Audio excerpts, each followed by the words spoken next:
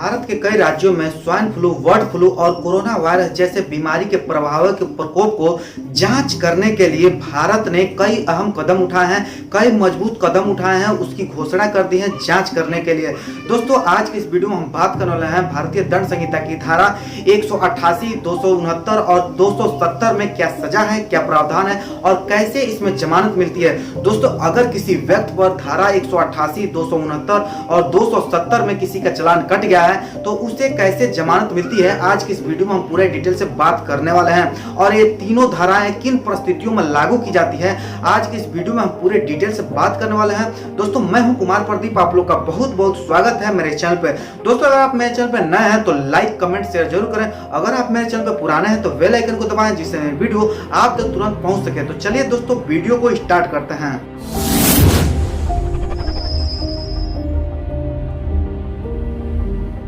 दोस्तों, सबसे पहले हम बात करते हैं भारतीय दंड संहिता की धारा 188 में क्या सजा है, क्या प्रावधान है और कैसे इसमें जमानत मिलती है।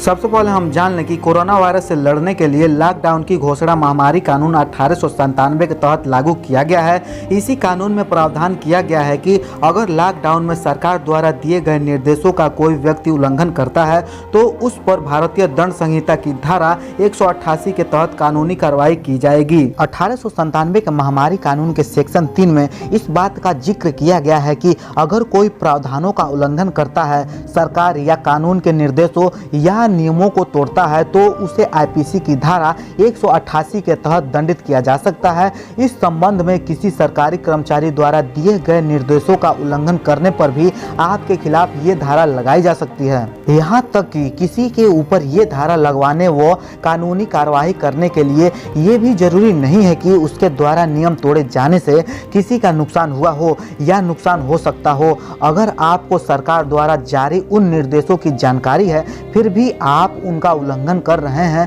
तो भी आपके ऊपर धारा 188 के तहत कानूनी कार्रवाई की जा सकती है। अब बात करते हैं इसमें क्या सजा होती है। आईपीसी की धारा 188 के तहत दो प्रावधान दिए गए हैं सजा के लिए।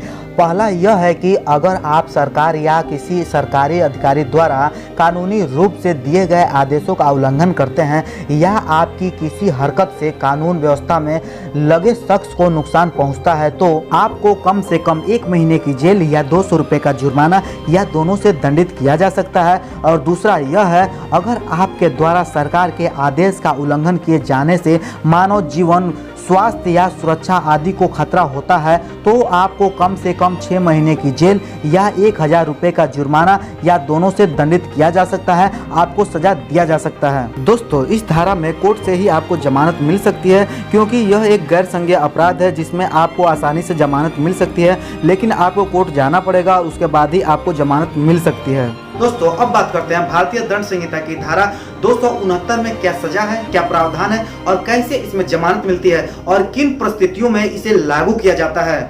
देश के कई हिस्सों में अधिकारियों ने ऐसे मामलों में भी कई आदेश भी दिए हैं जो लोगों की सभा को प्रतिबंधित करते हैं। भारतीय दंड संहिता की धारा 269 एक ऐसा प्रावधान है जिसके लिए एक लोक सेवक द्वारा पारित इन आदेशों की आज्ञाकारिता की आवश्यकता होती है। जब कोई घातक बीमारी लोगों पर अपना प्रभाव डालती है तो यह धारा उस समय उस आदेश की अवज्ञा के लिए सजा निर्धारित करती है। दोस्तों, अब बात करते हैं कि किन परिस्थितियों में धारा 269 लगाई जाती है। भारत को स्वच्छ भारत बनाने के उपयोग में ये कानून पुलिस द्वारा भी लागू किए जा सकते हैं।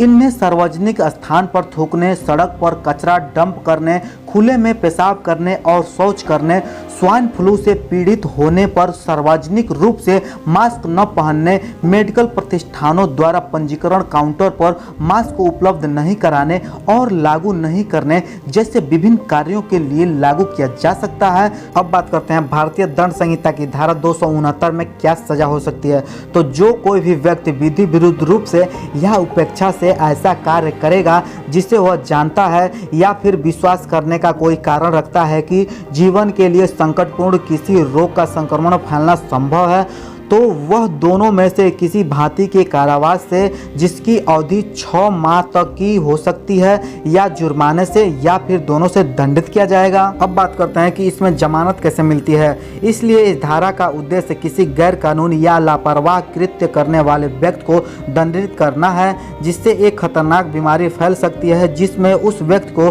6 महीने तक की कैद या जुर्माना हो सकता है। यह अपराध संज्ञेय है जिसका अर्थ है कि पुलिस आरोपी को बिना वारंट के गिरफ्तार कर सकती है, लेकिन यह जमानतीय है इसलिए आपको कोर्ट से ही जमानत मिल जाती है। आपको कोर्ट लेकिन जाना पड़ेगा, उसके बाद ही आपको जमानत मिलती है।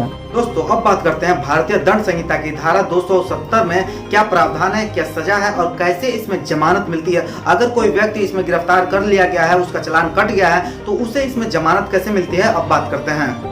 आईपीसी की धारा 270 के अनुसार अगर कोई भी व्यक्ति एक घातक कार्य करता है जिसे वह जानता है कि यह कार्य करने से एक संक्रमण बीमारी फैल सकती है और जो जीवन के लिए भी खतरनाक हो सकती है, तो उस व्यक्ति को 2 साल तक का कारावास या जुर्माने के साथ दंडित किया जा सकता है। जो कोई परिद्वेष से ऐसा कार्य करेगा जिससे वह जानता है और विश्वास करने का कारण भी रखता है कि जीवन के लिए संकटपूर्ण किसी रोग का संक्रमण फैलना संभव है, तो वह दोनों भांति के कारावास जिसकी अवधि 2 वर्षों तक बढ़ाई जा सकती है या जुर्माना या दोनों से दंडित किया जाएगा।